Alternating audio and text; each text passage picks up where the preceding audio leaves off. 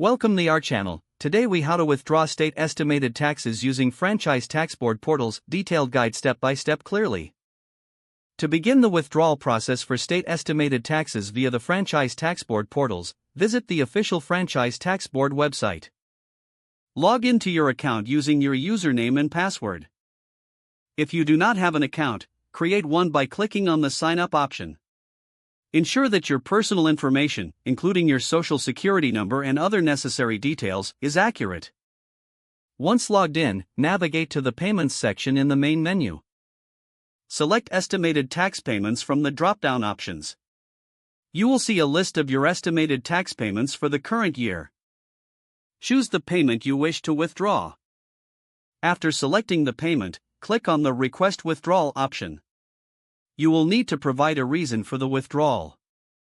Fill out the requested information accurately and thoroughly. Double-check that all entered details are correct before submitting. After you submit the withdrawal request, you will receive a confirmation notification. Keep this confirmation for your records. You can check the status of your withdrawal request in the Payment History section of your account. If you encounter any issues during the process, refer to the FAQ section or contact customer support for assistance. It is advisable to regularly check your account for updates regarding your withdrawal status. Once your request is processed, you will be notified via email or through your account dashboard. Make sure to monitor your email for any communications regarding your request. Always stay informed of any deadlines related to estimated tax payments to avoid penalties.